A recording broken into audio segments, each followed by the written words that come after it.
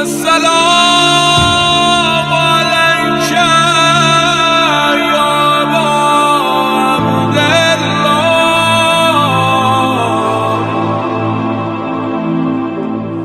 لا حول ولا قوة إلا بالله العلي العظيم. حسبنا الله ونعم الوكيل، نعم المولى ونعم النصير.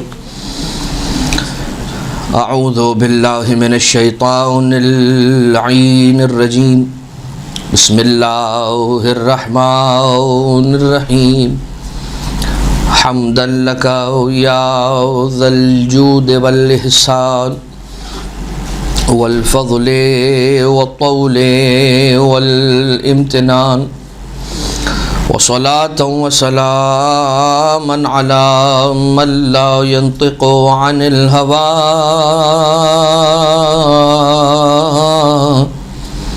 إن هو إلا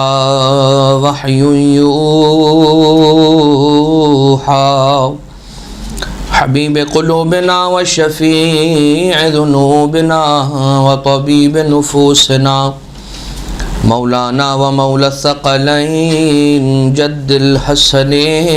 والحسين أبي القاسم المصطفى محمد.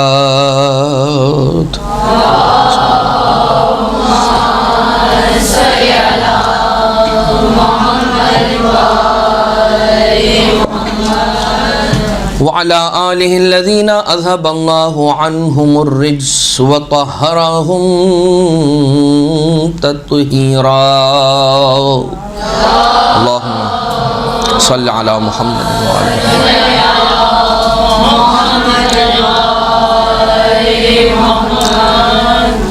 لا سيما على الإمام المنتظر والحجة الثاني عشر،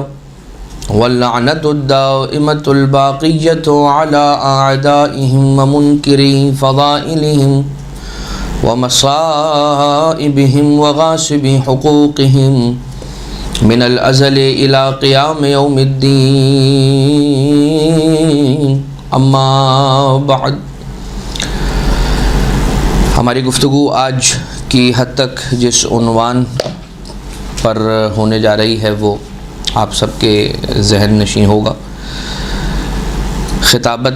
کے کچھ وہ اصول کے جن کا خیال رکھنا چاہیے کہ جب کوئی بھی ذاکر، خطیب، ذاکرہ، خطیبہ، عالمہ ممبر پر جائیں تو اس کے کچھ آداب اور بہتر تقریر کرنے کے اعتبار سے کچھ اصول اور کچھ باتیں، کچھ سجیشنز، کچھ ریکمنڈیشنز وہ آپ کی خدمت میں پیش کرنے کی سعادت کو حاصل کیا جائے گا. سب سے پہلی بات تو یہ ہمیں معلوم ہونی چاہیے کہ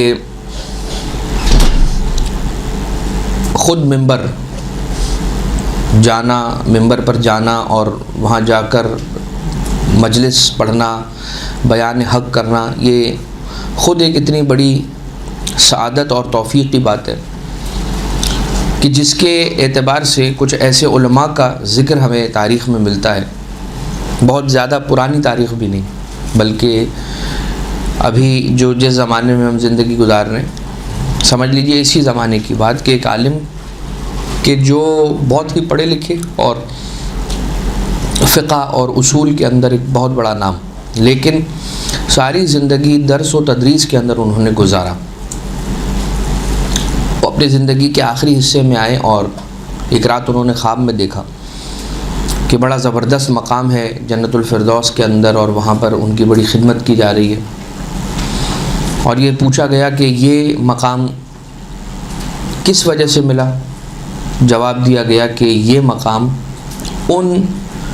مجلسوں کی وجہ سے ملا کہ جو ذکر محمد و آل محمد علیہ السلام کے آپ نے انجام دی تھی. اسی طرح سے دو بہت ہی بڑے علماء کرام اپنے زمانے کے دو بہت بڑے مجتہدین، ایک آیت اللہ شیخ اعظم انصاری اور انہی کے ہم عصر شیخ محمد حسن النجفی صاحب جواہر. صاحب جواہر انہیں اس لیے کہا جاتا ہے کہ انہوں نے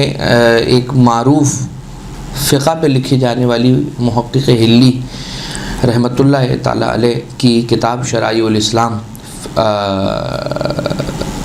جو انہوں نے لکھی حلال و حرام کے علم میں، فقہ کی کتاب 4 جلدوں پر شرائع الاسلام، جو حوزہ علمیہ کے اندر ایک زمانے تک پڑھائی جاتی رہی ہے، اس کی انہوں نے شرح لکھی ہے۔ 4 جلدوں کی شرائع الاسلام کی شرح شیخ محمد حسن صاحب جواہر نے 40 جلدوں پہ اس کی ڈسکرپشن کو بیان کیا۔ اسی وجہ سے انہیں صاحب جواہر الکلام کہا جاتا ہے۔ جواہر الکلام اس شرح کا نام ہے جو شرائع الاسلام پہ لکھی گئی، جواہر الکلام فی شرح شرائع الاسلام۔ یہ دونوں تھے، اور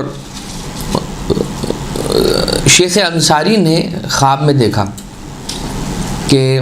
یا 2 میں سے کسی ایک عالم نے خواب میں دیکھا، میں اس کو بڑا اجمالی طور پر بیان کرتا ہوں آپ کی خدمت میں مختصراً، کہ 2 صفیں بنی ہوئی ہیں جنت الفردوس میں داخل ہونے والے لوگوں کی۔ ایک میں شیخ اعظم انصاری موجود ہیں کہ جو فقہا کی لائن ہے، اور ایک دوسری لائن ہے۔ اب ظاہر سی بات ہے شیخ محمد حسن نجفی صاحب جواہر وہ بھی فقہا میں سے تھے، لیکن وہ منبری بھی تھے، فقیہ ہونے کے ساتھ ساتھ منبری بھی تھے، یعنی منبر پہ جانا اور جا کے ذکر محمد و آل محمد کرنا، فضائل و مصائب آل محمد پڑھنا اور وہاں سے بیان کرنا، یہ بھی کیا کرتے تھے۔ تو ایک جو صف تھی اس کے اندر شیخ انصاری تھے، اور دوسری کے اندر انہوں نے شیخ انصاری نے دیکھا کہ شیخ محمد حسن اس لائن میں نہیں ہے، فقہا والی لائن میں، وہ دوسری لائن میں، اور وہ زیادہ طولانی لائن ہے، اور وہ جو ہے وہ بہت تیزی کے ساتھ آگے بڑھ رہی ہے، وہ بہت جلدی جنت کی طرف لے جا رہی ہے۔ تو انہوں نے پوچھا کہ کیا وجہ ہے کہ آپ اس صف میں نہیں ہیں، اس صف میں ہیں؟ کہا کہ میں اس صف میں اس لیے ہوں کیونکہ میں محمد و آل محمد علیہ والسلام کا ذاکر بھی تھا، ان کے جو ان سے سیکھا ہوا علم اور احادیث روایات معصومین علیہ والسلام سے ملنے والا جتنا فقہ کا علم ہے، اس کے ساتھ ساتھ میں آل محمد علیہ السلام کے فضائل و مصائب کا ذکر بھی کیا کرتا تھا، میں ان کا ذاکر بھی تھا۔ یہ ان کے روضہ خانوں کی لائن ہے، یہ ان کے مصائب پڑھنے والوں کی لائن ہے، اور مجھے اس لائن کے اندر اس لیے کھڑا کیا گیا ہے کہ میں ان کے مصائب پڑھا کرتا تھا۔ اب ان کی آنکھ کھل گئی۔ بہرحال یہ اس طرح کے جو مشاہدات ہیں وہ اس بات کو واضح کرتے ہیں کہ ذکر محمد و آل محمد علیہ السلام ایک بہت ہی بڑی فضیلت ہے، بہت بڑی فضیلت کی بات ہے، لیکن ضروری نہیں ہے کہ یہ ہر کسی کو نصیب بھی ہو، یہ ضروری نہیں ہے کہ ہر کسی کو نصیب ہو۔ اگر کسی کو یہ موقع ملتا ہے، اس کے حالات ایسے ہوتے ہیں، اس کی سچویشن ایسی ہوتی ہے، اس کو فیملی کی طرف سے اگر ایسا سپورٹ ملتا ہے کہ وہ ذکر محمد و آل محمد علیہ السلام کے انجام دینے میں قدم بڑھا سکتا ہے، تو اسے اس ذمہ داری کا احساس بھی بہت زیادہ ہونا چاہیے۔ صرف آج کل کے زمانے میں، بہرحال ہر زمانے میں ہی یہ رہا ہے کہ جب بھی انسان کو شہرت ملتی ہے، 2 لوگ اسے عزت دیتے ہیں، تو اس کے مزاج کے اندر ایک تبدیلی واقع ہوتی ہے۔ یقیناً شہرت انسان کو ایک ایسے دوہرائے پر لا کر کھڑا کر دیتی ہے کہ جہاں پر بڑا اس کا امتحان ہوتا ہے۔ یہی وجہ ہے کہ شہرت آل محمد علیہ والسلام نے کبھی پسند نہیں فرمائی، لیکن ذکر محمد و آل محمد علیہ والسلام کا یہ کراس ایفیکٹ ہے، اس کا یہ اثر ہے، اس کی یہ تاثیر ہے کہ لوگ آپ کی عزت کرتے ہیں اور آپ کو سلام کرتے ہیں اور آپ کے بارے میں سوال کرتے ہیں اور آپ کی خبرگیری کر رکھتے ہیں اور پتہ رکھ کر کیے رہنا چاہتے ہیں کہ آپ کیسے ہیں۔ اس میں پہلی چیز جو میں یہاں پر آپ تمام کی خدمت میں عرض کرنا چاہ رہا ہوں، اور بہرحال بعد میں جب یہ آواز جہاں تک جائے گی، تو سب سے پہلی بات کہ فاقد الشیء لا یعطی، جو خود کچھ نہ رکھتا وہ کیا دے گا۔ علماء کرام سے سن کر اور علماء کرام سے سیکھ کر اس اعتبار سے خصوصیت کے ساتھ کہ ایک ذاکر کو، ایک خطیب کو کیا انجام دینا چاہیے، اس کی بات اگر کی جائے تو جو علماء کرام بیان کیا کرتے ہیں وہی آپ کی خدمت میں پیش کرنا اپنی سعادت سمجھوں گا۔ یہ میری طرف سے کوئی بھی بات نہیں ہے، بلکہ یہ جو ہم یہاں پر بیٹھ کے ڈسکس کر رہے ہیں ہم سب اپنے لیے ڈسکس کر رہے ہیں۔ جو بہت سارے بزرگ علماء کرام اور جو کچھ روایتوں کے اندر بھی باتیں آئی ہیں وہ سب سے پہلی بات یہ کہ خلوص،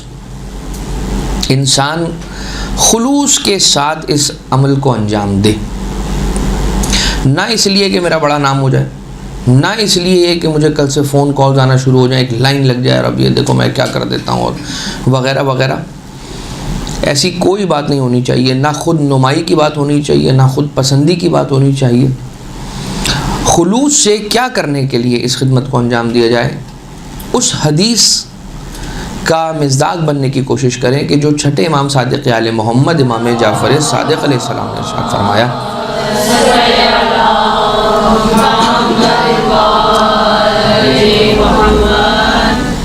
کہ مولا ارشاد فرماتے ہیں کہ احیو امرنا، ہمارے امر کو زندہ رکھو. احیو امرنا فرحم اللہ من احیا امرنا، بس پروردگار عالم رحمت فرمائے ان پر کہ جو ہمارے امر کو زندہ رکھتے ہیں.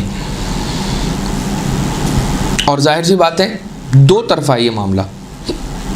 ذکر کرنے والا ذاکر ذکر کر کے اسے زندہ رکھنے کی کوشش کرتا ہے، اور سننے والے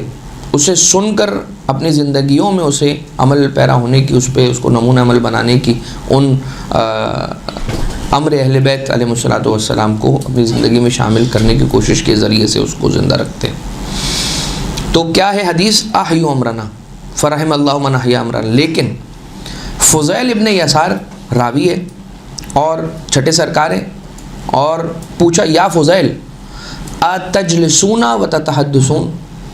کہ کیا تم بیٹھ جاتے ہو اور ہماری حدیثیں بیان کرتے ہو، یا کیا تم بیٹھ جاتے ہو اور تتحدثون کہ باتیں کرتے ہو، گفتگو کرتے ہو، تم مجالسہ کر کے بیٹھک لگا کے باتیں کرتے ہو. اس حدیث کے اندر یہی ہوگا کہ تم کیا بیٹھک لگا کے ہماری حدیثیں بیان کرتے ہو. تو وہ کہتا ہے، فضیل ابن یسار کہتے ہیں کہ یابن رسول اللہ، بالکل ہم فرش بچھا کے بیٹھتے ہیں اور آپ کی حدیثوں کو بیان کرتے ہیں آپس میں. امام علیہ الصلوۃ والسلام نے فرمایا انی لأحب تلک المجالس، یقیناً یہ بات یاد رکھنا بے شک کہ میں ان مجالس کو، ان بیٹھکوں کو کہ جہاں پر تم ہماری حدیثوں کو بیان کرتے ہو پسند کرتا ہوں. انی لأحب تلک المجالس فاحیوا امرنا. اور اس کے بعد پھر مولا نے فرمایا کہ بس ہمارے امر کو زندہ کرو. یعنی کیا، جب بھی تم مومنین آپس میں بیٹھا کرو اور کوئی گفتگو کیا کرو تو ہمارے امر کو زندہ کرنے کی باتیں کیا کرو، یعنی ہماری حدیثیں بیان کیا کرو، ہماری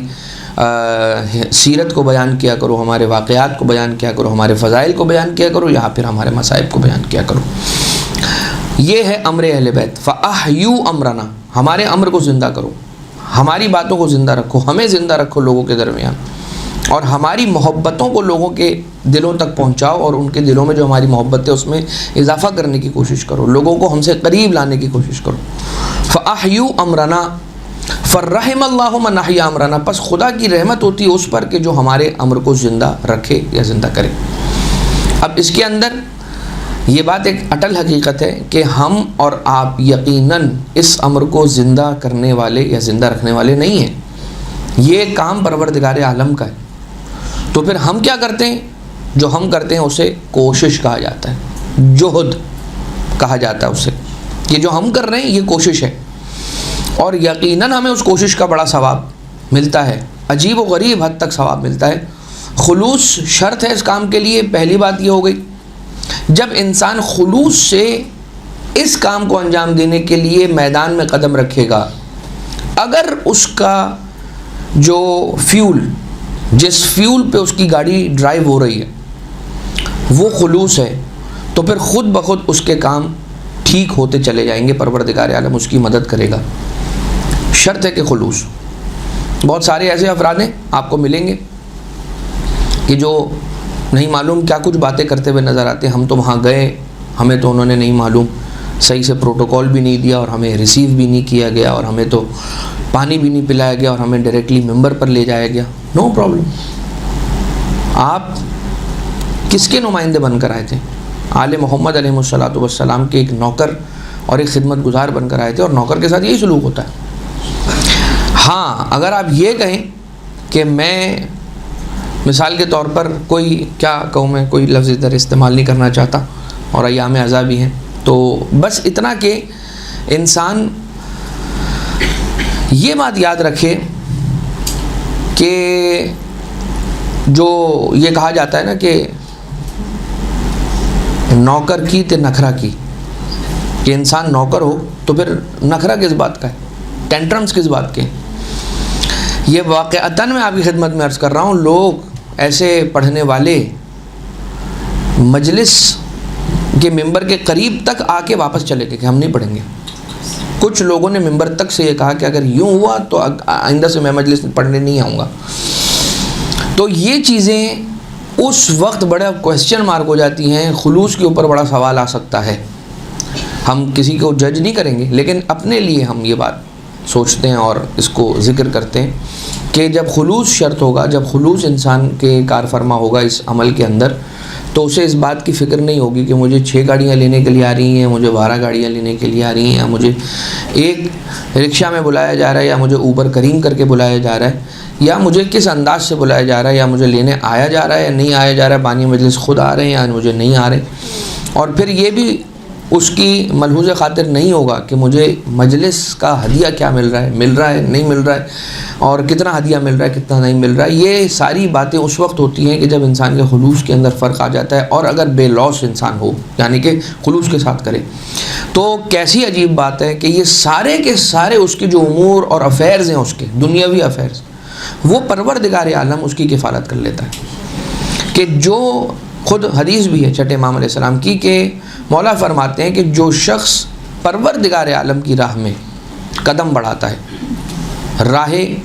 خدمت پروردگار عالم میں، یعنی آل محمد علیہ السلام کے ذکر میں بھی اگر آگے بڑھے گا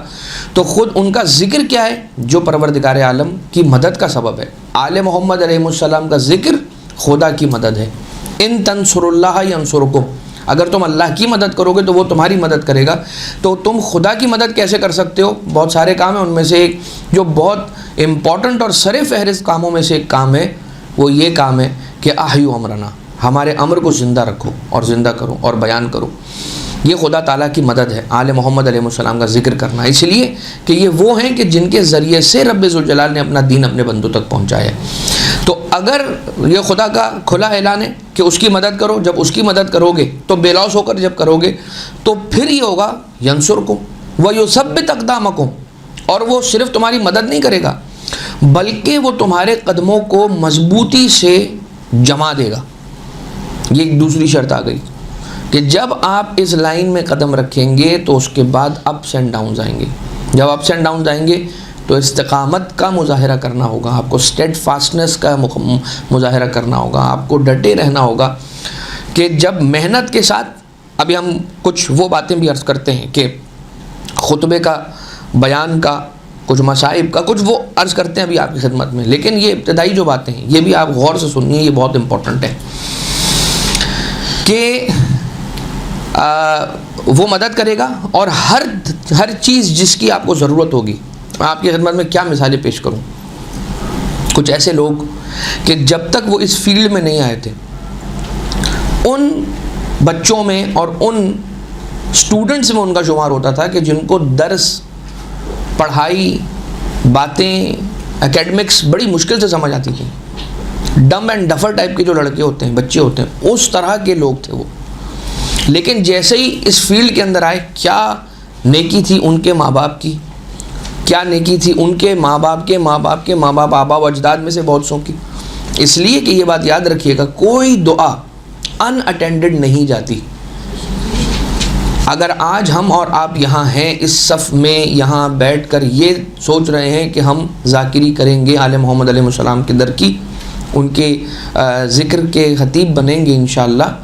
تو کوئی نہ کوئی ہم سے پہلے، ہماری اس لائنیج کے اندر ہم سے پیچھے جو گزر گیا ہے، اس کی دعائیں یقیناً موجود ہیں آپ کے ساتھ، ہمارے ساتھ۔ اس کے بغیر یہ ناممکن ہے، ورنہ ہم سوچ لیں کہ ہم نے ایسا کیا کیا تھا، ہم نے تو کچھ بھی نہیں کیا کہ ہم یہاں پہ پہنچتے۔ کچھ ہے دعاؤں کی صورتوں میں جو ہمارے ساتھ ساتھ چلتا چلا آیا اور اس نے ہمیں یہاں پہنچایا، اور کچھ ایسی نیکیاں ہوتی ہیں کہ جس کے عوض میں، جس کے انعام کے طور پر پروردگار عالم اس نیکی کرنے والے کو ان کے رشتہ داروں اور ریلیٹیوز کے اندر اور ان کی اولادوں کے اندر اس طرح کی شرف اور سعادت کی چیزیں عطا کیا کرتا ہے۔ لہٰذا خلوص، اور پھر جب خلوص ہوگا تو پھر مدد پروردگار عالم کی طرف سے آئے گی۔ مولا ارشاد فرماتے ہیں کہ جب تم ہمارے حق میں اپنی زبان کھولتے ہو اور گویا ہوتے ہو تو روح القدس تمہارا حامی اور ناصر اور مددگار ہوتا ہے۔ یعنی ہم نے جو آپ کی خدمت میں ابتداءً عرض کیا تھا کہ ہم کیا کرتے ہیں، کوشش تو ہم نے کرنی بھی کوشش ہے، خلوص کے ساتھ کوشش کرنی ہے، محنت کے ساتھ کوشش کرنی ہے، اور یہ نہیں کرنا کہ بغیر تیاری کے چلے جائیں ممبر پر، یہ کبھی بھی نہ کیجیے گا، کبھی بھی نہیں۔ ابھی اس طرف ہم آتے ہیں، لیکن اس سے پہلے ایک بات اور سماعت فرما لیجیے، اور وہ یہ،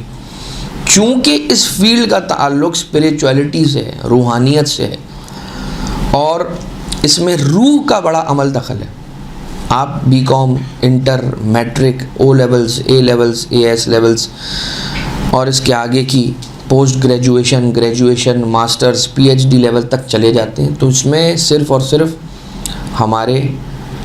دنیاوی اعتبار سے جو مقاصد ہوتے ہیں وہ کار فرما ہوتے ہیں،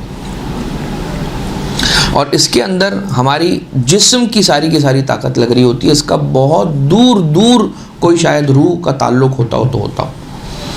لیکن یہ والی جو فیلڈ ہے، اس کے اندر بھی ہم پڑھائی بھی کرتے ہیں،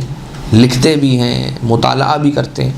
یاد بھی کرتے ہیں، چیزوں کو میمورائز بھی کرتے ہیں، اس کو ڈیلیور بھی کرتے ہیں، پریزنٹ بھی کرتے ہیں، سب کچھ ہوتا ہے۔ جس طرح سے دنیاوی لائف کے اندر پریزنٹیشنز ہوتی ہیں، اسی طرح سے اس فیلڈ کے اندر بھی ہم جب ممبر پہ جاتے ہیں تو ایک پریزنٹیشن ہی کی طریقے کی چیز ہے، جو لوگوں کے سامنے بیٹھ کر بولنا، یہ سب کچھ جو ہوتا ہے وہ ہوتا ہے۔ لیکن بہت فرق ہے دنیاوی پریزنٹیشن میں اور اخروی پریزنٹیشن میں، یعنی کہ ذکر محمد و آل محمد کے لیے ممبر پہ جانے میں، کہ یہاں پر روح کا بڑا عمل دخل ہے، بڑا عمل دخل ہے۔ اور روح اور دل، قلب، جس کو ہم قلب کہتے ہیں، نفس کہتے ہیں، روح کہتے ہیں،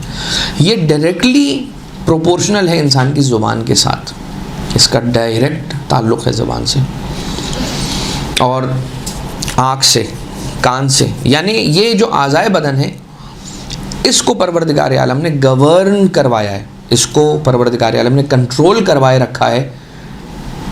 عقل سے کہیے، دل سے کہیے، نفس سے کہیے، روح سے کہیے۔ تو جب انسان کی روح مضبوط ہوگی، اور ہم یہ نہیں کہہ رہے کہ پہلے دن جس دن آپ سٹیپ ان کریں اس فیلڈ کے اندر، تبھی سے اسی دن سے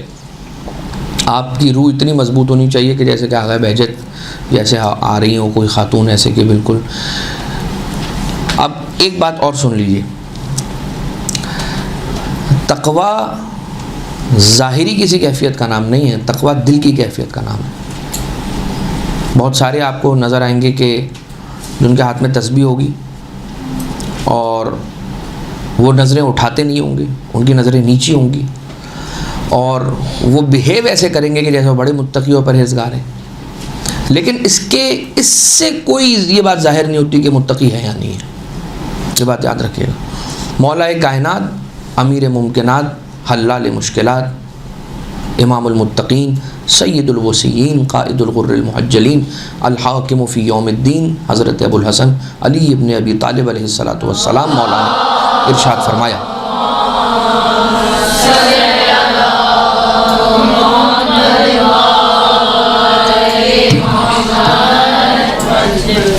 لوگوں کو ان کے نماز روزے سے مت جج کرو، اور یہ کتنی اچھی نمازیں پڑھ رہا ہے، سبحان اللہ، بہت متقی ہے، نو۔ کتنی رجب شعبان کے روزے رکھتا ہے اور انہیں ماہ رمضان سے جوڑ دیتا ہے، سبحان اللہ، کتنا متقی ہے، نو۔ مولا کائنات علیہ الصلوۃ والسلام نے فرمایا تقویٰ ہوگا اس کے پاس، ہم منع نہیں کر رہے، لیکن یہ معیار نہیں ہے کسی کے تقویٰ کو سمجھنے کا اور جج کرنے کا۔ ہاں تو پھر مولا کیا ہے؟ صدق الحدیث و ادا الامانہ، سچ بولے اور امانت کو ادا کرے۔ یہ پھر ڈائریکٹلی ریلیٹڈ ہے ٹو آور کنورزیشن، جو ہماری گفتگو ابھی ہو رہی ہے، جو آپ کی خدمت میں ہم عرض کر رہے ہیں کہ ایک خطیب، ایک ذاکر، ایک ذاکرہ کے لیے سچ بولے، یعنی کیا؟ اپنے ریسٹڈ انٹرسٹ کے لیے کسی بھی شرعی حقیقت کو مینیپولیٹ نہ کرے، کسی کو ایکسپلائٹ نہ کرے، کسی کا استحصال نہ کرے، سچ بولے۔ ہاں تقیہ کرنا پڑتا ہے، کیونکہ بہت سارے سچ ایسے جو انسان کو خاموش رہ کر مومنین اور مومنات کی جان بچا لینی پڑتی، تو انسان اس پر خاموش ہو جائے اور تقیہ کرتے ہوئے اس کو نہ بیان کرے، لیکن جب بیان کرے تو سچ بولے، جب بولے تو سچ بولے۔ اور ادا الامانہ، امانت کو ادا کرے۔ امانت کیا ہے؟ مودت آل محمد علیہ السلام امانت ہے ہمارے پاس، جسے ہمیں اگلی نسلوں تک پہنچانا ہے۔ کربلا کا واقعہ یہ امانت ہے، یہ ہمیں اگلی نسلوں تک جیسے ہم تک پہنچی ہے ایگزیکٹلی اسے ویسے ہی پہنچانا ہے۔ میں یہ بات شاید یہاں پر بھی پہلے عرض کر چکا ہوں۔ علامہ طاہر جرولی علی اللہ مقامہ، نور اللہ مرقدہ، قدس سرہ الشریف، وہ انہوں نے غالباً اسلام اور عزاداری کا ان کا ایک اشرہ ہے، یوٹیوب کے اوپر آپ کو شاید مل جائے گا۔ اس میں انہوں نے، اور مجھے ایگزیکٹلی جگہ یاد نہیں ہے، انہوں نے لکھنؤ میں وہ اشرہ پڑھا ہے یا بامبے میں پڑھا ہے، اس میں وہ ایک مجلس کے اندر بہت زبردست بات عرض کرتے ہیں اور یہ فرماتے ہیں کہ کربلا ایک کیپسول کی مانند ہے۔ یعنی ہم اس کو پراپرلی اگر پروننس کریں گے تو یہ کہیں گے کیپسول نہیں، وہ ان کا جو انداز تھا جس طرح سے وہ پڑھتے تھے، اور اردو اور زبردست، ذرا سنیے گا کبھی۔ اب وہ بات بھی ابھی آ رہی ہے کہ اچھی مجلس پڑھنے کے لیے دوسرے علماء کو سننا بھی چاہیے، وہ ابھی بات آ جاتی ہے، لیکن میں بات ابھی جو امانت اور صدق حدیث کی آ گئی اس میں یہ عرض کر دوں۔ تو کہتے ہیں کربلا ایک کیپسول کی مانند ہے، اس کیپسول کو جیسے تمہیں مل گئی ہے ویسے ٹرے میں رکھ کے اگلی نسلوں تک پہنچا دو، اس کی فکر نہ کرو کہ یہ دوا کیا اثر کرے گی، کیسے اثر کرے گی، کس پہ کرے گی، کس پہ نہیں کرے گی، تم تک پہنچا دی ہے حسین نے، تم پہنچا دو آگے تک۔ لہٰذا جب انسان امانت داری کے جذبے کو ملحوظ خاطر رکھے گا، خلوص کے ساتھ، پرہیزگاری کے ساتھ، تو وہ ڈرے گا کہ میں کوئی ایسی بات نہ کروں جو آل محمد علیہ السلام نے نہ چاہی ہو۔ اور فقہ کے اندر جب بات بیان کی جاتی ہے اور انسان نہ سمجھا ہو، غلطی کے ساتھ اس نے بیان کر دی ہو، تو جو اگر غلط مسئلہ کوئی بیان کر دے گا تو جو سامنے والے تک غلط بات پہنچتی ہے اس کا اثر یہ ہوگا کہ اس کے عمل کے اندر مسٹیک آ جائے گی۔ اب عمل کے اندر مسٹیک ہے، کون سی مسٹیک؟ جو فروع دین کی مسٹیک ہے۔ لیکن اگر عقیدے کی کوئی مسٹیک یا جو سورس ہے، جس سورس سے میں سیکھ رہا ہوں، جس سورس سے میں مثال کے طور پر سن رہا ہوں، سمجھ رہا ہوں اور بات بیان کر رہا ہوں، وہاں سے اگر میں نے غلط سیکھا اور غلط سیکھ کے میں نے غلط پہنچا دیا اور وہ بات عمل کی نہیں تھی، عقیدے کی تھی، جیسے فقہ اکبر کہا جاتا ہے عقیدے کو، اور وہ مسٹیکن بات جو سامنے پہنچ جائے گی لوگوں تک، ماسز تک، اب یہ غلطی عمل کی غلطی نہیں، فروع دین کی غلطی نہیں، یہ عقیدے کی غلطی ہے، اصول دین کی غلطی ہے، اور جس پر ساری کی ساری بنیاد ٹکی ہوئی ہے۔ اس لیے کہ قبر میں جاتے ساتھ جو ابتدائی سوالات ہوں گے وہ سوالات اصول دین کے بارے میں ہوں گے، اس میں اگر کوئی غلطی ہوئی اور اس کے اندر غلطی کے علاوہ بھی سوال کا جواب دینے میں اگر کوئی تاخیر بھی ہوئی، توقف بھی ہوا، تو اس کے اندر بھی بڑے نمبر کٹنے اور بڑا فیصلہ کن معاملہ اور مرحلہ ہے۔ لہٰذا یہ بات یاد رکھیں کیا کہ امر بالمعروف اور نہی عن المنکر، ظاہر سی بات ہے جو ایک خطیب، ایک ذاکر، ایک ذاکرہ کا کام ہے ذکر محمد و آل محمد علیہ السلام کرنا، اس فیلڈ کے اندر ایک کام اور بھی آتا ہے، اور وہ کیا آتا ہے؟ امر بالمعروف۔ جب وہ ممبر پر جاتا ہے ممبری، تو وہ امر بالمعروف بھی کرتا ہے، نہی عن المنکر بھی کرتا ہے۔ لیکن ہمیں بہت سارے امر بالمعروف اور نہی عن المنکر کرنے ہیں، بہت سارے تو نہیں، کچھ مطلب مثالیں ہمیں ملتی ہیں ایسی کہ امر بالمعروف اور نہی عن المنکر کرنا میری سمجھ سے تو نہیں ہوگا نا، کہ میں کل رات میں سویا، مجھے ایک ایسا خواب آیا جس خواب سے مجھے سمجھ میں آیا کہ یہ ٹھیک ہے اور یہ غلط ہے، تو اب میں نے یہ چاہا کہ یہ سب کو سمجھ میں آ جائے جو مجھے سمجھ میں آ گیا ہے، لہٰذا میں شروع ہو گیا بیان کرنا کہ بھائی یہ تو یوں ہے اور یہ تو یوں ہے۔ تو امر بالمعروف سے پہلے کیا مرحلہ ہے؟ امر بالمعروف سے پہلے کا مرحلہ ہے علم بالمعروف. اگر میں امر بالمعروف کرنے کے لیے آ رہا ہوں تو مجھے سب سے پہلے یہ کام کرنا ہے کہ علم بالمعروف رکھنا ہے. تو کیا ہوگا؟ تو پھر میں وہی بیان کروں گا کہ جو اب چلیں اس کو میں تھوڑا سا ایکسپینڈ کرتا ہوں، اس کو میں پھیلاتا ہوں. ایک حدیث ہے، رسول اکرم صلی اللہ علیہ وآلہ وسلم ارشاد فرماتے ہیں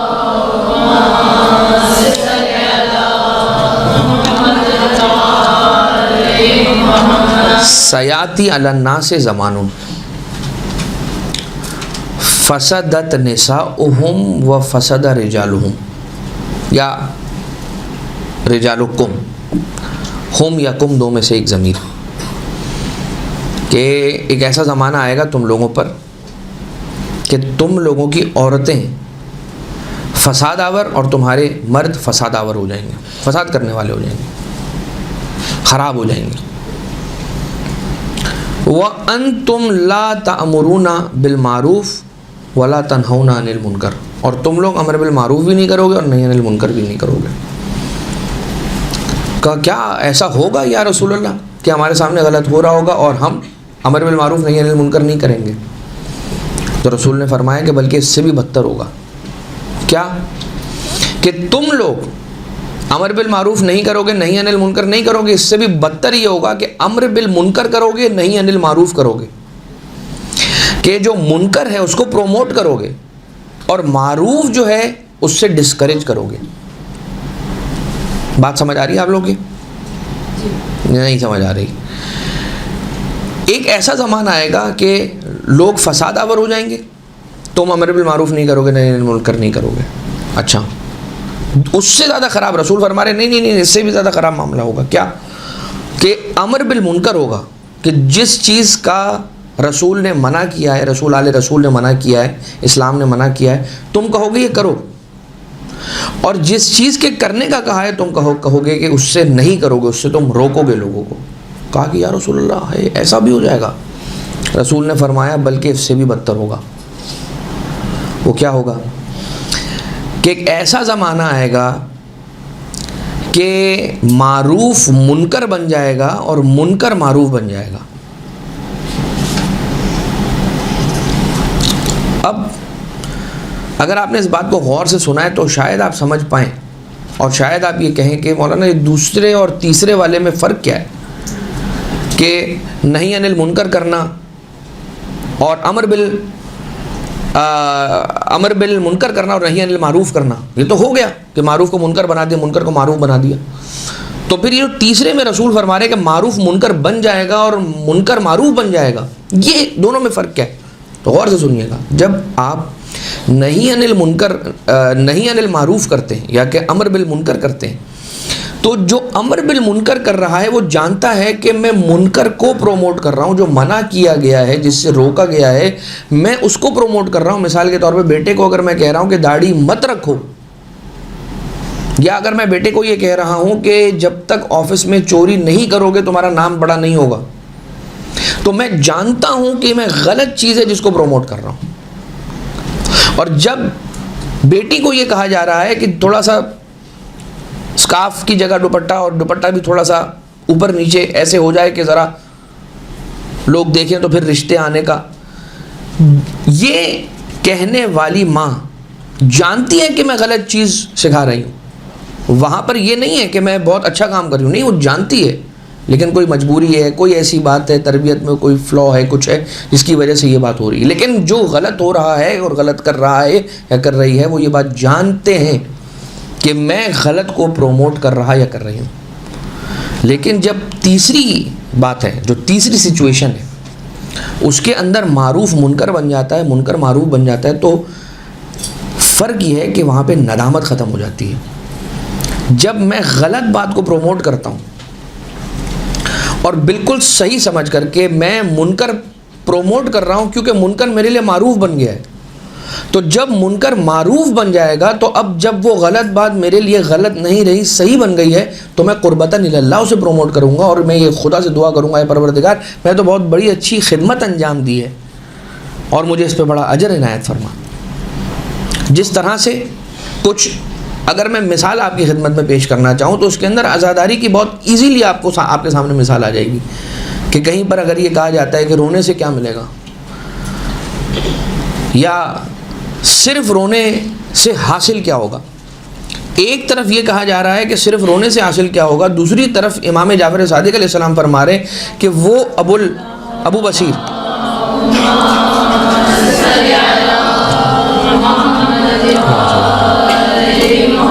چھٹے امام ابو بصیر کو روتا ہوا دیکھ رہے ہیں اور پھر کہہ رہے ہیں کہ روتے کیوں نہیں ہو.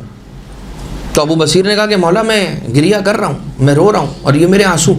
مولا نے فرمایا کہ جب حسین پر رونے کی باری آتی ہے تو ایسے نہیں رویا جاتا ہے، بلکہ ایسے رویا جاتا ہے کہ جیسے بوڑھی ماں جوان کے لاشے پر روتی ہے. چھٹے امام علیہ السلام کی ٹیچنگز یہ ہیں، اور دوسری طرف ہمیں یہ بات بتایا جاتا ہے کہ رو نہیں، یا زور سے نہیں رو، یا رونے کا کیا فائدہ ہے. آپ دیکھتے چلے جائیے کہ جو اعتراضات کل مخالف کی طرف سے آ رہے تھے، اسی طرح کی ملتی جلتی باتیں آج ہماری اپنی صفوں میں سے آ رہی ہیں. کل مثال کے طور پہ جو باتیں اور جو شبہات وہابیت کی طرف سے آ رہے تھے، آج وہ ہمارے اندر سے کیوں آ رہی ہیں باتیں، اس کی بو کیوں آ رہی ہے نہیں معلوم. لیکن یہ بات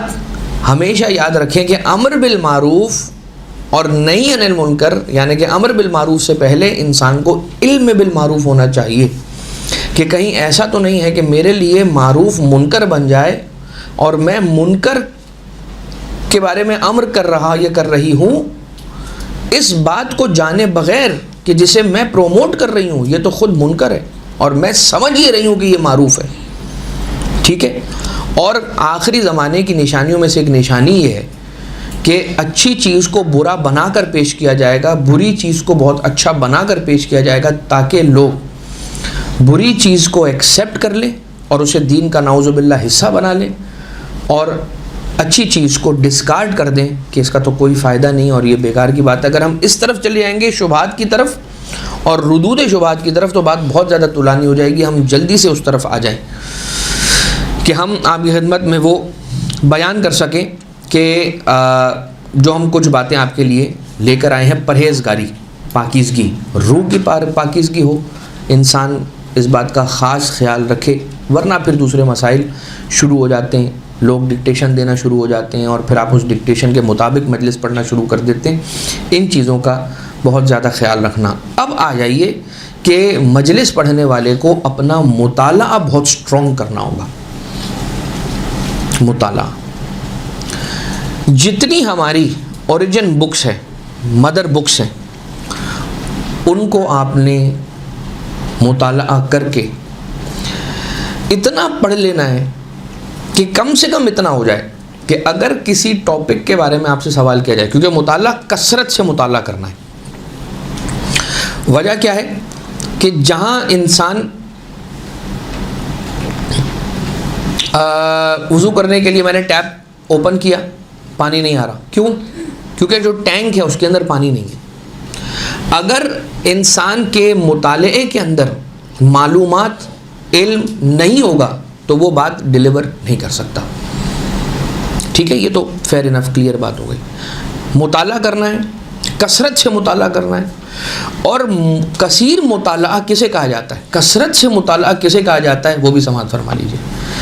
ہمارے اساتید ہیں کچھ، ان میں سے ایک استاد انہوں نے یہ بتایا کہ اتنا پڑھ لو کسی بھی بک کو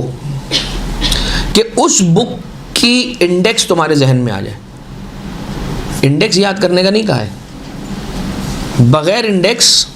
کو رٹے ہوئے کتاب پڑھو اتنی،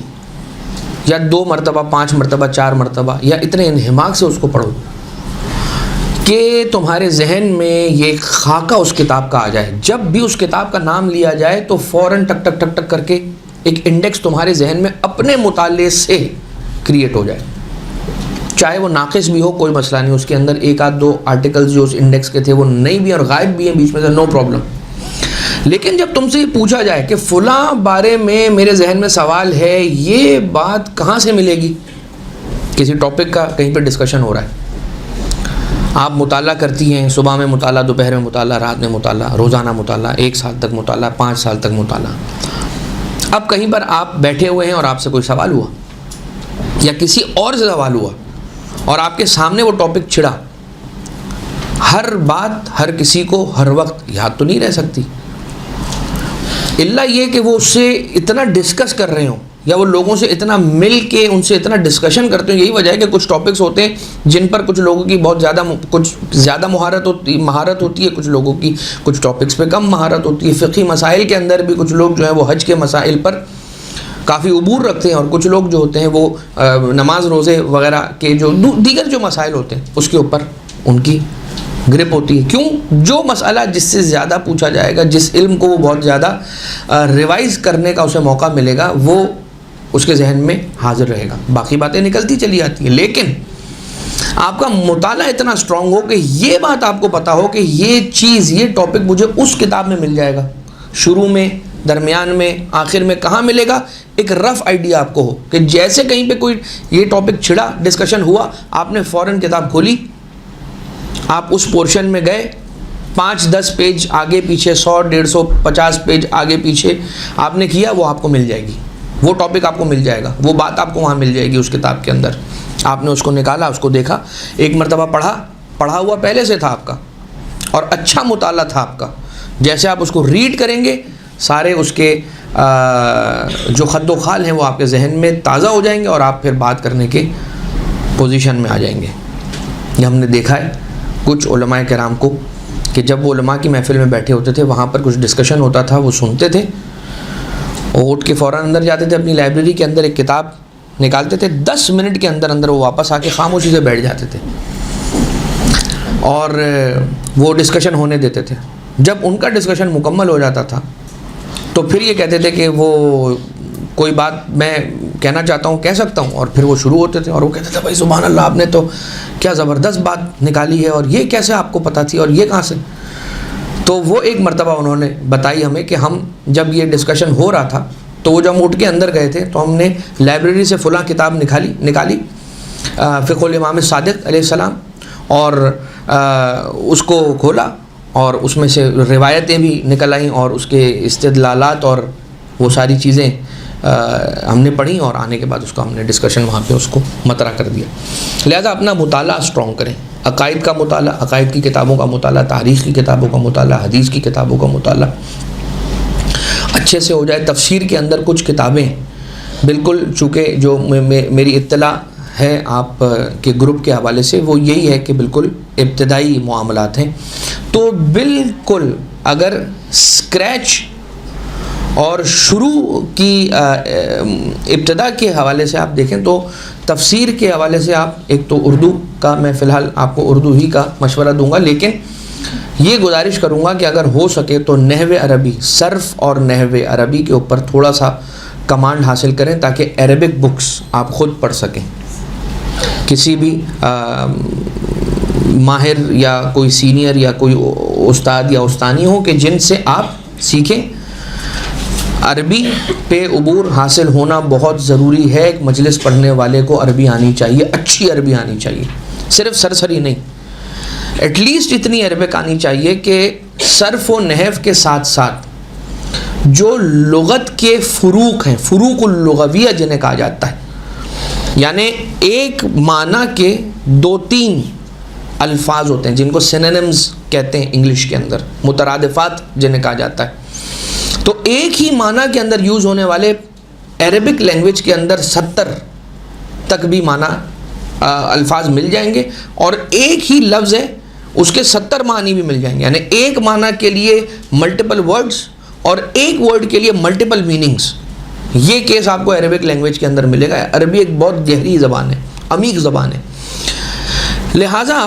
تھوڑا سا اس اعتبار سے بھی اس بات کو سیکھنے کی کوشش کریں. پہلے فیز میں صرف و نحو عربی، دوسرے فیز کے اندر بیان و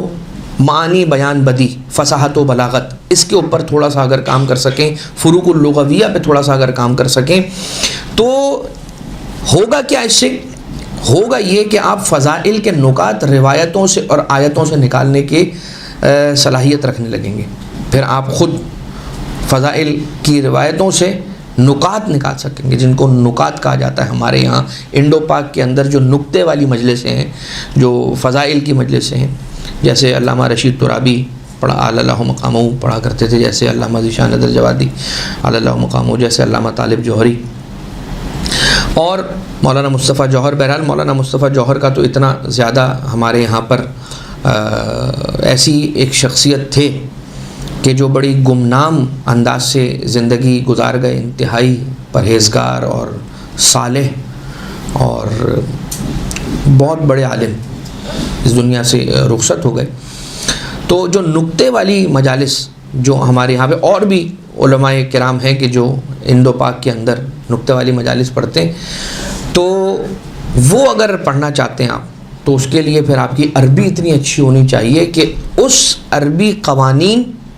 عربی گرامر کے جو قوانین ہیں ان سے آپ فضائل کے نکات نکال سکیں۔ اس کے ذریعے سے فضائل کے نکات نکالے جاتے ہیں اور نکل سکتے ہیں، اور اس سے بہت اچھی مجلسیں بن جایا کرتی ہیں۔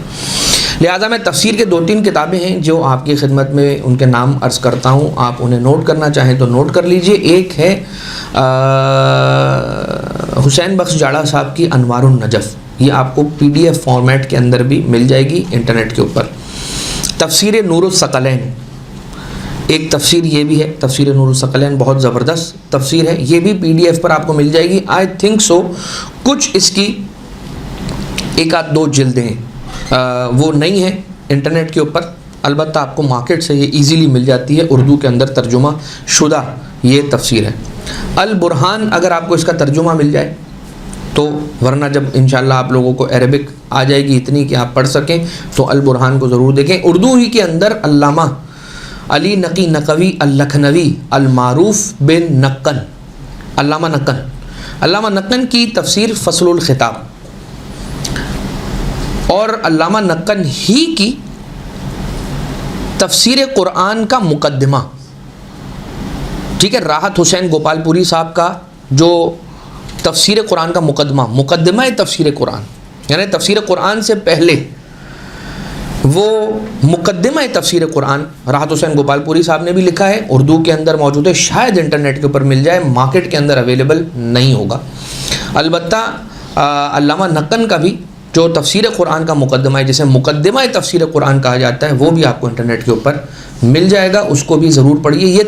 تفسیر فصل الخطاب سے جدا ہے، ہٹ کر ہے، الگ سے ایک موٹی سی جلد ہے، مقدمہ تفسیر قرآن بائی علامہ نقن۔ تاریخ کے اندر بہت ساری سجیشنز آپ کو دی جا سکتی ہیں، اس وقت میں بالکل آپ کو اسٹارم نہیں کروں گا، آپ کو ایک اس کے اندر مخمصے میں نہیں ڈالوں گا بہت ساری کتابوں کے نام لے کر۔ ضرور پہل آپ اس کتاب کا مطالعہ کریں، سیرت امیر المومنین علیہ الصلاۃ والسلام، مفتی جعفر حسین صاحب قبلہ، سیرت امیر المومنین، حضرت امیر المومنین علیہ الصلاۃ والسلام کی بارگاہ میں ایک درود بھیجیں محمد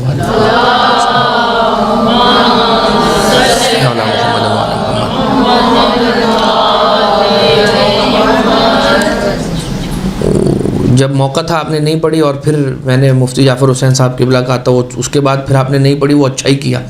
ورنہ یہ ہو جاتا کہ مفتی جعفر حسین صاحب پہ ایک صلوات، تو یہ عجیب سا لگتا ہے، مناسب نہیں لگتا۔ آل محمد علیہ الصلاۃ والسلام پر درود پڑھنا چاہیے۔ اور بہار الانوار کے ترجمے کے اندر جو سیرت کے والیومز ہیں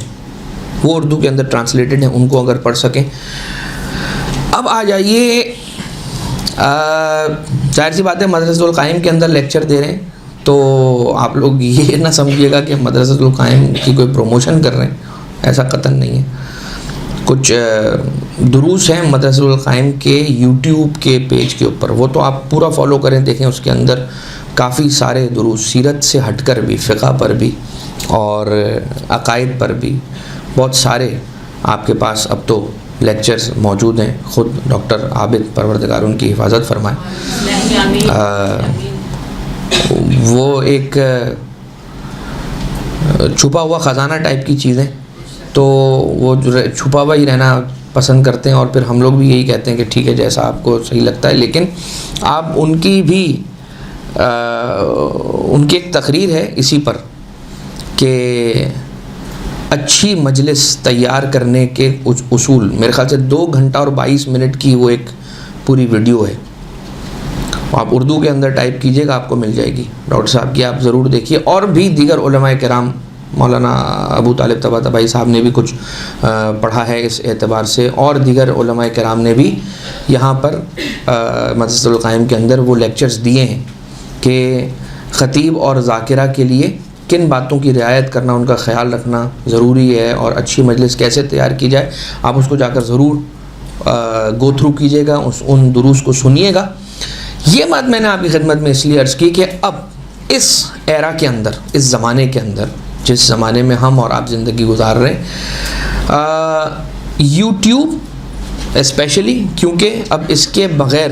چارہ کار نہیں ہے. جب ہم یہ کہیں گے کہ دوسرے علماء کو سنیے، اچھی مجلس پڑھنے کے لیے ایک بہت ایسینشل پوائنٹ یہ ہے کہ آپ کو دوسرے علماء کو سننا پڑے گا. آپ بہرحال ایک سینئر ہیں، وہ کہتے ہیں کہ خطابت ایک راگ کی مانند ہے. جتنے اب راگ پر جب راگ کہا جاتا ہے تو پھر وہ موسیقی کی طرف بات چلی جاتی ہے، تو چھوڑ دیجئے اس کو، کیا ہم ذکر کریں. تو یہ سمجھ لیجئے کہ ایک ذاکر کی مجلس، دوسرے ذاکر عالم. ہاں یہ ہے کہ علماء کو سنیے، یہ ضرور کیجئے کہ کوشش کیجئے کہ علماء کو سنیے. اب کچھ کے نام لیں، کچھ کے نام نہ لیں، تو یہاں سے میں کیا آپ کی خدمت میں عرض کروں اور کیا عرض نہ کروں. لیکن یہ کہ علماء کو سنیے جو آل محمد علیہ الصلوۃ والسلام کی پروموشن کی بات کرتے ہیں، ان کی مجلس سے سن کر، جن کی مجلس سے سن کر آپ کے دل میں محمد و آل محمد علیہ السلام کی محبت میں آپ کو فیل ہوتا ہو کہ اضافہ ہوا، آپ کے دل میں ان کی معرفت کا کوئی دیا روشن ہوا، آپ ان کی مجلس سے سن کر ایسا لگا آپ کو کہ میں آج آل محمد علیہ السلام سے ایک سٹیپ قریب ہوئی یا ہوا، ان کی مجلس سے سنیں. اور جو قدماء ہیں جیسے علامہ رشید ترابی ہو گئے، علامہ ذیشان ادر جوادی ہو گئے، علامہ نقن ہو گئے، علامہ طالب جوہری ہو گئے، علامہ مصطفیٰ جوہر ہو گئے، علامہ اظہر حسن زیدی اللہ مقامہ ہو گئے. ان افراد کی میں بہت شرمندہ ہوں. میں زیادہ نام اس لیے نہیں لوں گا کہ وقت کی کمی ہے، ورنہ اور بھی اس فہرست کے اندر نام ہیں کہ جن کو سنیے اور ان کو سننے کے ذریعے سے. لہٰذا میں اپنے آپ کو روکوں، بات بہت زیادہ ایکسپینڈ نہیں ہو جائے. اچھی مجلس پڑھنے کے لیے آپ کو دوسرے خطباء کو اور ذاکرین کو سننا پڑے گا. علامہ طاہر جرولی صاحب کو سنیے، اور مولانا ابن حسن نونہروی صاحب کو سنیے. یہ وہ افراد ہیں. مرزا اطہر، مولانا مرزا محمد اطہر صاحب کو سنیے ضرور، اور دیکھیے کہ وہ کس انداز سے مثالیں کیسی زبردست لے کر آتے ہیں. بالکل سمپل، آہستہ آہستہ، بالکل ایک دھیمی ٹون کے اندر وہ بات کر رہے ہیں، ایک کیجولی بات کر رہے ہیں، گفتگو کر رہے ہیں، اور گفتگو کرتے کرتے مثالیں پیش کر رہے ہیں. اور مثال پیش کرتے کرتے کرتے کرتے وہ انہوں نے تھوڑی سی آواز بلند کی اور نقطہ دیا، اور وہ پنچ لائن آئی، اور اس کے بعد مجمع ایسے نعرے لگانے لگا اور نعروں میں گونجنے لگا کہ جیسے کتنی بڑی بات انہوں نے کر دی ہو. بہت سمپل انداز کے اندر. مرزا محمد اطہر صاحب اللہ مقامہ، ان کی بھی ضرور مجلس سے سنیں. تو علامہ ذیشان حیدر جوادی اللہ مقاموں کی تو 500 سے زیادہ کے قریب مجالس انٹرنیٹ کے اوپر موجود ہیں. علامہ رشید ترابی صاحب کا بھی ایک پورا کلیکشن ہے کہ جو اب بن رہا ہے، لیکن نسبتاً ان کی مجالس آپ کو تھوڑا سا اکیڈمکلی شاید مشکل لگیں کہ جن مطالب کو وہ پیش کر رہے ہیں ان کو پہلے سمجھنا، اور سمجھنے کے بعد ان کو اپنے انداز میں بیان کرنا، یہ کرنا پڑے گا. لکھنا بہت ضروری ہے. مجلس کی تیاری میں لکھنا، پیپر اور پین آپ کے پاس ہونا بہت ضروری ہے. بغیر لکھے اچھی مجلس تیار نہیں کر سکتے آپ. مجلس کو جب تیار کیا جائے تو اس کی منطقی ترتیب کا خیال رکھنا، کون سی بات میں نے کب بیان کرنی ہے، کون سی بات شروع میں بیان کرنی ہے، کون سی بات درمیان میں بیان کرنی ہے، کون سی بات آخر میں بیان کرنی ہے. اور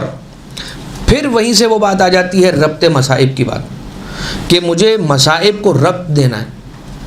تو جہاں پر فضائل ختم ہو رہے ہیں اور مصائب کا آغاز ہو رہا ہے، وہاں پر یہ فیل نہیں آنا چاہیے کہ بات ختم ہوئی اور دوسری بات شروع ہوئی. یہ فیل ہی نہیں ہونا چاہیے. محسوس یہ ہونا چاہیے کہ فضائل چل رہے تھے، چلتے چلتے چلتے چلتے ایک ایسی بات درمیان میں آئی جس نے فضائل اور مصائب کو جوڑا ہوا تھا، لنک کیا ہوا تھا، مربوط کیا ہوا تھا، اور وہاں سے مصائب کا آغاز ہو گیا۔ جیسے علامہ ذیشان حیدر جوادی اللہ مقامہ مجلس پڑھ رہے ہیں، ان کی ایک مجلس ہے معرکۃ الآراء، ماسٹر پیس مجلس ہے توکل پر، یوٹیوب پہ موجود ہے۔ وہ توکل کی بات کر رہے ہیں اور انہوں نے بات کا آغاز یہاں سے کیا کہ ایک مجمع ہے، اس مجمع کے اندر لوگ بیٹھے ہیں، اور اگر کوئی ایک پرچی لکھے، ایک پرچہ، ایک چھوٹا سا پرچہ لے اور اس پرچی کے اوپر لکھے کل سے آفس مت آنا، اور وہ پرچی کسی کو دے کر یہ کہے کہ یہ اپنے آگے والے کو دے دیجئے، فارورڈ کر دیجئے اسے، اور اسے کہے کہ وہ اپنے آگے والے کو دے دے، تو جہاں جہاں سے یہ پرچی گزرتی چلی جائے گی ایک کیاؤس کریٹ ہو جائے گا مجمع کے اندر۔ کوئی نام نہیں لکھا ہوا، کون نہ آئے، کس آفس نہ آئے، کیوں نہ آئے، کچھ بھی نہیں لکھا، بس تم کل سے آفس مت آنا۔ تو فوراً سے انسان یہ سوال کرتا ہے کہ اب کیا ہوگا۔ توکل پہ وہ مجلس پڑھ رہے ہیں کہ کل کیا ہوگا، اب میں آفس نہیں جاؤں گا، میرا کاروبار یا جو میرا ذریعہ معاش تھا، جو جاب کے ذریعے سے جڑا ہوا تھا، تو اس کے بارے میں مجھ سے یہ کہا جا رہا ہے کہ آفس مت آنا، کل سے آفس مت آنا، تو اب کل کیا ہوگا، پرسوں کیا ہوگا، ترسوں کیا ہوگا، اس کے بعد کیا ہوگا۔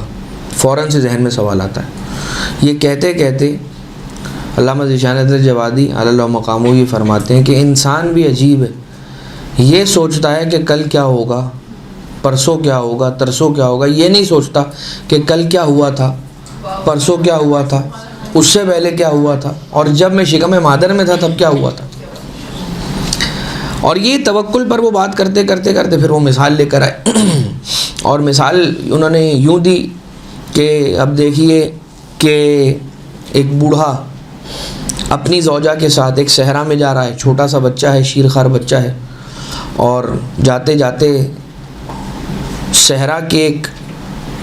دہانے کے اوپر ایک موڑ پہ آ کر اپنی زوجہ اور بچے سے، یعنی زوجہ سے یہ کہتا ہے کہ تم اور بچہ یہاں ٹھہرو، آگے میں اپنی ایک ذمہ داری ہے اس کو انجام دے کے واپس آؤں گا، لہٰذا آپ لوگوں نے اب یہاں پہ رک جانا ہے، اب میں نے جانا ہے اپنا کام کرنے کے لیے آگے۔ تو وہ جو زوجہ ہے وہ اگر چاہتی تو وہ یہ کہہ سکتی تھی کہ آپ ہمیں کس کے سہارے چھوڑے جا رہے ہیں، اور اگر میرا خیال نہیں ہے تو اس بچے کا ہی خیال کر لیجئے۔ لیکن وہ عورت کوئی عام عورت نہیں تھی، بلکہ وہ نبی خدا کی زوجہ ہاجرہ تھی، کہ جو یہ جانتی تھی کہ اگر شوہر نہ رہا تو کیا ہوگا، خدا بھی نہ رہے گا۔ توکل کی مثال۔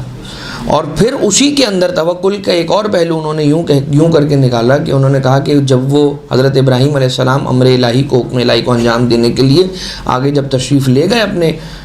زوجہ اور بیٹے کو چھوڑ کر، فرزند کو چھوڑ کر،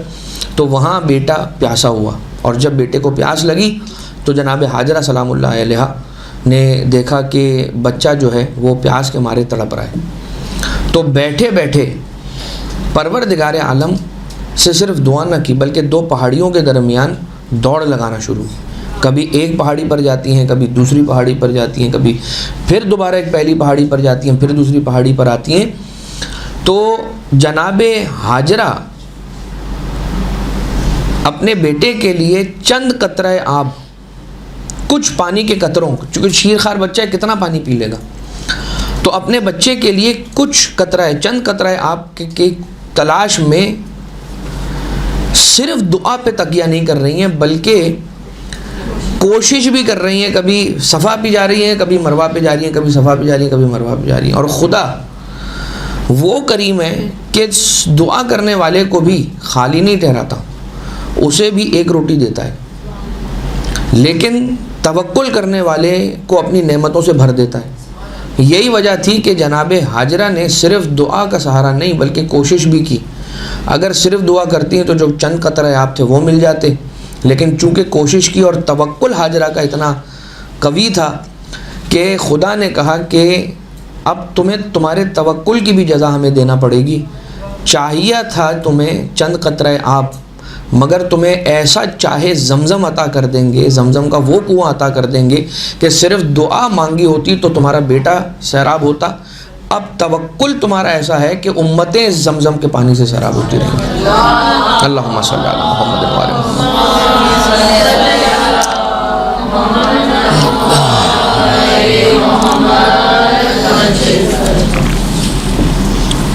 لہذا اب یہ ہو گیا توکل کی بات۔ پھر توکل کی انہوں نے ایک اور مثال پیش کی، اور انہوں نے کہا کہ فرعون 6000 بچوں کو تہہ تیگ کر دیتا ہے، اور یہ سمجھ کر کہ یہ موسیٰ ہوگا، لیکن وہ ایک بچہ جو واقعی میں موسیٰ تھا، اس کے بارے میں اس نے نہیں سوچا کہ یہ موسیٰ ہوگا۔ یعنی جو موسیٰ نہیں تھا، وہ جو 6000 بچے جو موسیٰ نہیں تھے علیہ الصلاۃ والسلام، ان کو یہ سمجھ کے کہ یہ موسیٰ نہ ہو قتل کر دیا، اور جو واقعی میں موسیٰ تھے اس موسیٰ علیہ الصلاۃ والسلام کے بارے میں یہ سوچ ہی نہیں رہا کہ یہ موسیٰ ہوگا، کیونکہ بیوی زوجہ لے کر آئیں اور بھائی اسے تو ہمیں پالنا ہے۔ اور کمال یہ ہے کہ گود میں ہے اور تماچا بھی مار رہا ہے چہرے پہ، مگر اس کا دھیان پھر بھی نہیں جا رہا کہ کہیں یہی موسیٰ نہ ہو۔ کیوں؟ وہاں پر مادر موسیٰ کا توکل جو تھا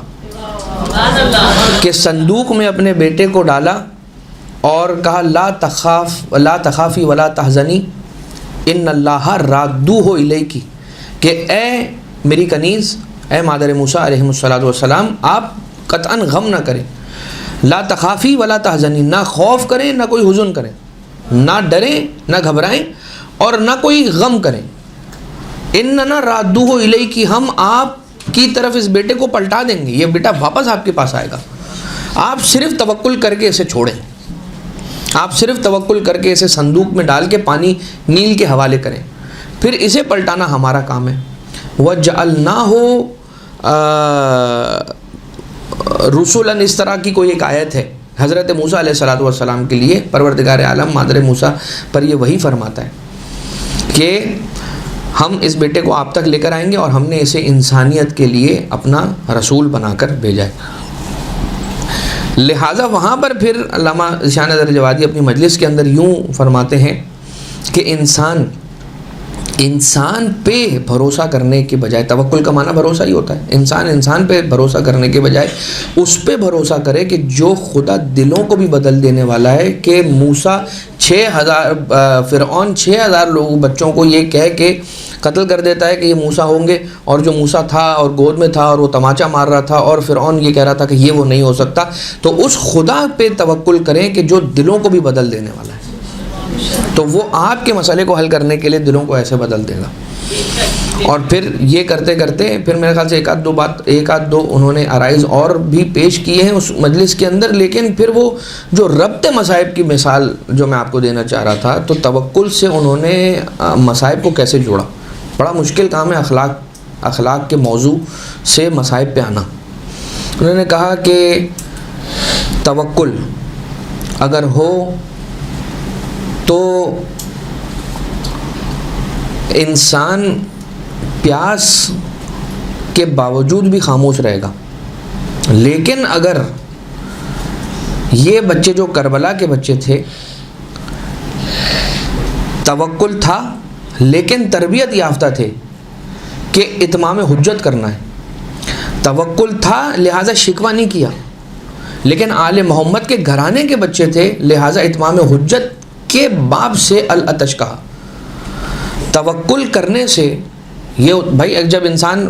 ہائے مجھے پیاس لگ رہی ہے، ہائے مجھے پیاس لگ رہی ہے، تو کوئی یہ نہ سمجھے کہ آل محمد کے بچے جو کربلا میں العطش کہہ رہے تھے ان میں توکل نہیں تھا،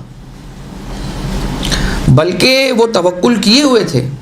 العطش اس لیے کہہ رہے تھے تاکہ فوج اشقیہ پہ یہ بات واضح ہو جائے کہ ہم پیاسے ہیں، یہ بات جان لو، کل کو کوئی یہ نہ کہنا کہ اگر ہمیں پتہ ہوتا کہ حسین کے بچے پیاسے ہیں تو میں جا کے پانی دے کر آتا۔ لہٰذا اتمام حجت کر رہے تھے، وہ توکل کے ساتھ اتمام حجت کر رہے تھے۔ یہی وجہ ہے کہ جب شام غریبہ آئی، شب عاشور تک بچے العطش کہہ رہے تھے، شام غریبہ میں وہی پیاسے بچے تھے مگر العطش نہیں کہہ رہے تھے۔ کیوں؟ کیونکہ جس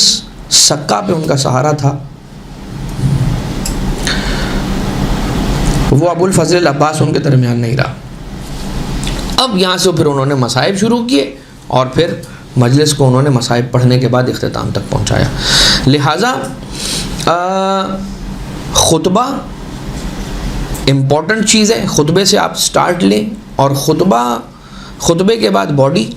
یعنی کہ جو مجلس ہے, جو بیان ہے آپ کا پورا, وہ بہت انٹیکٹ ہونا چاہیے, منطقی ترتیب اس کے اندر ہونی چاہیے. جو آپ کبھی اگر جیسے فضائل والی مجلس سے پڑھ رہے ہیں تو اس میں کوشش کریں کہ تھوڑا سا بیان توحید کے حوالے سے آ جائے, توحید سے ریلیٹ کرتے ہوئے نبوت و رسالت پر بات آئے, اور پھر نبوت و رسالت پر بات کرنے کے بعد پھر آپ اسے جوڑتے ہوئے امامت کی طرف لے آئیے. اور جب امامت پر آئے گی بات تو پھر فضائل کی بات آئے گی, اور فضائل کے بعد پھر آپ اس میں کوئی ایک اخلاقیات کا ایک ٹچ, ایک اخلاقیات کا ایک کوئی میسج, کوئی پیغام ضرور اس کے اندر دے دیں جو آل محمد علیہ السلام کی روایتوں سے ریلیٹڈ ہو. اس میں کوئی حدیث ایسی ہو کہ دیکھیے بہترین بیان وہ آل محمد کا بیان ہے. ہمارے کہے ہوئے کی بھی ویٹیج اور اس کا وزن اور اس کی کریڈیبلٹی اس وقت ہوگی کہ جب ہم نے جو کہا ہے وہ ہو کہ جو آل محمد نے پہلے سے فرما دیا ہے. ہم اپنے کلام میں آل محمد علیہ السلام کے کلام کو جتنا ڈیفیوز کریں گے, یعنی ہم اپنی باتوں کو اس کے اندر, پھر ایک بہت سینئر عالم دین ہے وہ, یہ انہوں نے ہم سے, جب ہم نے ان سے پوچھا, ان سے کچھ ٹپس لینا چاہیں, تو انہوں نے ایک بات کی کہ شاہد صاحب دیکھیے جو شیر خوار بچہ ہوتا ہے, جو مدر فیڈ بیبی ہوتا ہے, جب وہ وامٹ کرتا ہے, جب وہ الٹی کرتا ہے تو کیا نکالتا ہے؟ میں نے کہا کہ وائٹ کچھ نکالتا ہے, دودھ دہی کچھ نکالتا ہے. کہا کہ جی بالکل. کیوں؟ میں نے کہا صبح شام اس کی ایک ہی غذا ہے. کہا ہاں یہی والی بات کہ جو وہ کھاتا ہے وہی وہ نکالتا ہے, یعنی جو وہ انٹیک کر رہا ہے وہی جب وہ منہ کھولے گا تو وہی کچھ اس کے زبان سے نکلے گا. اگر آپ صرف اور صرف کالم کی کٹنگز یاد کریں گی, ڈائجسٹ کو پڑھنے کے بعد اس میں سے جو چیزیں نکل رہی ہیں, کوئی افسانہ, کوئی یہ کچھ, جو پڑھیں گے آپ لوگ جب بیان کریں گے تو وہ آپ کی زبان سے نکلے گا. آل محمد علیہ السلام کی حدیثوں کو اتنا پڑھیے, اتنا پڑھیے, اتنا پڑھیے, سب کچھ ہے روایات آل محمد علیہ السلام میں, سب کچھ ہے. اخلاقیات کی بات کرنے کے لیے, کسی کو اخلاقی طور پہ مضبوط کرنے کے لیے ممبر سے اسے ذلیل کرنے کی کوئی قطعاً ضرورت نہیں ہے. اسے کیا کہتے ہیں, ڈیفیم کرنے کی اور اس کو ڈسکریج کرنے کی بالکل بھی ضرورت نہیں. آل محمد علیہ السلام کی روایتیں اتنی زبردست ہیں کہ آپ وہ حدیث پڑھیے اور اس حدیث کا ایک تو کلام معصوم علیہ السلام ہونے کی وجہ سے اس کا اتنا اثر ہوگا, اور وہ ہولسٹک ترین وے ہے کسی کو بھی راہ راست پر لانے کے لیے. کچھ افراد ایسے ہیں کہ جنہوں نے کہا کہ بھائی ہم مجلسوں میں اس لیے نہیں آتے ہیں کہ جو علماء ہیں وہ ڈانٹ ڈپٹ کرتے ہیں, وہ ہمیں ڈانٹتے ہیں کہ آپ ایسا کیوں کرتے ہیں, آپ ایسا کیوں کرتے ہیں, اور آپ یوں ہیں اور آپ وہ ہیں. کچھ بھی نہیں, مولا نے یہ فرمایا ہے آپ یوں کر لیجئے, خدا ہم کو یہ توفیق دے, وغیرہ وغیرہ یہ باتیں. اور پھر وہی خود انسان پاکیزہ ہوگا تو اس کے کلام میں بھی ویسا اثر ہوگا. اس لیے کہ ہم نے ابتدا میں عرض کیا کہ اس کی زبان جو ہے اس کی روح سے, اس کے قلب سے اٹیچڈ ہے. جس کا اتنا اس کا قلب جتنا پاکیزہ ہوگا, جتنی اس کی روح پاکیزہ ہوگی, اتنا زیادہ اس کے کلام کے اندر نفوذ ہوگا, اس کا کلام رساں ہوگا, پہنچے گا, لوگوں کے دلوں تک اترے گا. لہٰذا اس بات کو یاد رکھیں. اور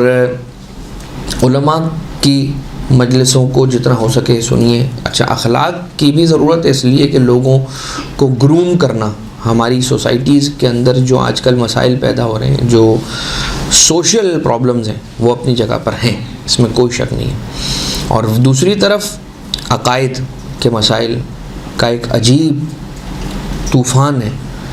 کہ جس میں اب ایسا محسوس ہو رہا ہے کہ ہم اپنے بچوں کو, اپنی نسلوں کو, اپنی اولادوں کو بچائیں گے کیسے. اس کے اندر کوشش کیجئے کہ عقائد پر بھی اپنی گرفت مضبوط کیجئے, صحیح عقائد بیان کرنے والے علماء کو سنیے. اور اچھی مجلس یقیناً وہی ہوتی ہے کہ جس میں ہر طبقے کے فرد کے لیے کوئی نہ کوئی بات آپ کی مجلس میں موجود ہو. اور اس کے لیے اگر آپ کو میں موٹیویشنل سپیکرز کا تو نہیں کہوں گا، لیکن کچھ ایسے پرانے افراد ہیں کہ جو سپیچ کے اعتبار سے اگر آپ کو ایسے ملیں کہ جو اسپیشلسٹ ہیں، ڈیل کارنی جیسے لوگ ہیں، آپ ضرورت نہیں ہے آل محمد علیہ الصلوۃ والسلام کی روایتیں پڑھنے والے کو کسی بھی دنیاوی ایسے ماہر کی ضرورت نہیں پڑتی، کیونکہ یہاں پر ہم نے آپ سے یہ عرض کیا کہ دنیاوی معاملہ، انٹر بی کام اور ماسٹر پی ایچ ڈی کا معاملہ، وہ انسان کے جسم سے تعلق رکھتا ہے، یہ روح سے تعلق رکھتا ہے، اور اپنی روح کو آل محمد کے کلام سے جوڑ کر اتنا مضبوط کر لے کہ پھر آپ توسل کر کے، تیاری کر کے، محنت کر کے اچھا مسودہ تیار کر کے جائیں، بغیر مسودے کے کبھی ممبر پہ نہ جائیں، بغیر لکھے ہوئے کبھی ممبر پہ نہ جائیں، بلکہ اتنا لکھیے کہ اسے لکھنے کے بعد دیکھیے، پڑھیے، آپ کو فیل ہوگا کہ یار یہ میں نے یوں نہیں لکھنا ہے، آپ اس مسودے کو ریفائن کریں گے، ایک بار ریفائن ہوگا، پھر اس کو پڑھیں گے، پھر اس میں آپ اس کو بولیں گے نہیں یہ والی بات جو یہاں آ رہی ہے نا، یہ یہاں نہیں، اوپر آنی چاہیے، اوپر والی بات نیچے آنی چاہیے، جو بالکل ابتدا میں کی وہ بالکل آخر میں آنی چاہیے، اور جو بالکل آخر میں نے بات کی یہ بالکل اوپر ہونی چاہیے تھی، آپ اس کو پھر اپڈیٹ کریں گے، اس کو اتنا پڑھیے، اتنا لکھیے کہ 2 سے 3 مرتبہ، 4 مرتبہ، 5 مرتبہ اگر آپ نے یہ کر لیا تو پھر آپ زبردست انداز سے اس کو منجھ جائیں گے، کیونکہ پڑھ پڑھ کر انسان کو، ممبر خود ایک یونیورسٹی ہے، اس ممبر پہ جانا اس یونیورسٹی میں جانے کے برابر ہے کہ جو انسان اگر محنت کر کے جا رہا ہے، اپنا مطالعہ اچھا کر کے جا رہا ہے، اپنے آپ کو روحانی اعتبار سے پاکیزہ کر کے اور مضبوط کر کے جا رہا ہے، آل محمد سے متوسل ہو کے جا رہا ہے، ممبر پہ جانے سے پہلے زیارت جامعہ کبیرہ پڑھ کر جا رہا ہے، وضو کر کے جا رہا ہے، اچھی نیت سے جا رہا ہے، تو پھر وہ ضرور مدد کرتے ہیں، ضرور مدد کرتے ہیں، اس میں کوئی شک نہیں۔ اور پھر یہ ہوتا ہے کہ کچھ ایسے بھی لوگ ہیں کہ ظاہر سی بات ہے یہ ایک خطابت ایک فن ہے، ہم نے فن خطابت پر آج کی آپ کی سے جو ملاقات یا گفتگو ہے اس کے اندر کوئی بات نہیں کی، میں نے فن خطابت پہ کوئی بات نہیں کی، اچھی مجلس پڑھنے کا کیا ایک کچھ سجیشنز کہہ لیجئے، ورنہ فن خطابت ایک آرٹ ہے، اور اس کی پوری ایک سٹڈی ہے کہ کس طرح سے آپ گفتگو کریں کہ سامنے والے کے دل پر آپ کا قبضہ ہو۔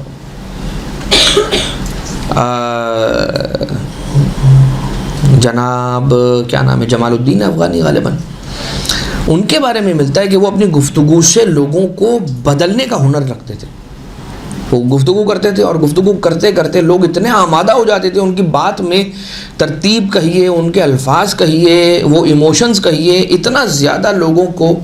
وہ آمادہ کر دیتے تھے کہ بالآخر جو وہ کہتے تھے سامنے والے کرنے کو تیار ہو جاتے۔ حجاج ابن یوسف ثقفی ملعون، اس کے بارے میں ملتا ہے کہ وہ ایسا خطیب تھا کہ لوگوں کو جمع کرتا تھا اور وہ یہ کہتا تھا کہ تم کسی بھی فقہ کے اعتبار سے نماز پڑھو، مجھے فرق نہیں پڑتا، عقیدہ تم نے میرے والا رکھنا ہے۔ دیکھ رہے ہیں آپ عقیدے کی کتنی امپورٹنس ہے۔ وہ اس کے بارے میں ملتا ہے کتابوں کے اندر کہ ایسا خطیب تھا، ایسا اس کے پاس کوئی گر تھا، ہنر تھا بات کرنے کا، کہ لوگ اس کی بات سن کر اپنی تلوار نیام سے نکال کر اپنی گردنوں پہ رکھ لیتے تھے، کہتے تھے بادشاہ سلامت، آپ بس حکم دیجئے، ابھی اپنی گردن اڑا لیں گے۔ تو یہ جو خطابت ہے نا، خطابت، فن خطابت، یہ بڑا ایک آرٹ ہے، ٹھیک ہے۔ اب اس میں تھوڑا سا وہ 1-2 مثالیں آپ کو اس اعتبار سے بھی پیش کر دوں کہ انسان سیکھ جاتا ہے پڑھتے پڑھتے، کہ ایک مولانا خطیب پڑھ رہے تھے، غالباً علامہ رشید ترابی، مجلس پڑھ رہے تھے، ہم نے ربط مصائب کی بات کی، تو 6 یا 7 محرم کی مجلس تھی، اور وہ کافی کوشش کر رہے تھے مجلس پڑھتے پڑھتے اینڈ کی طرف لے کر آنے کی، کہ کوئی ان کو جملہ ربط مصائب کے لیے مل جائے کہ مصائب وہ ڈائریکٹلی شروع نہ کر دیں فضائل کے بعد، وہ کوئی ربط مصائب کا جملہ جس کو گریز کہا جاتا ہے وہ ضرور رکھیں، اور اس سے پھر مصائب کو جوڑ کے اس کے بعد مصائب کا آغاز کریں۔ لیکن 2 جملے، 3 جملے، 5 جملے پڑھنے کے بعد جب وہ ربط مصائب مہیا نہ کر سکے، اس کا انتظام نہ کر سکے، تو انہوں نے پھر بالآخر یہ فرمایا کہ کیا 7 محرم کو بھی ربط مصائب کی ضرورت ہے؟ اور یہ کہہ کے انہوں نے مصائب پڑھنے کا آغاز کر دیا. یعنی یہ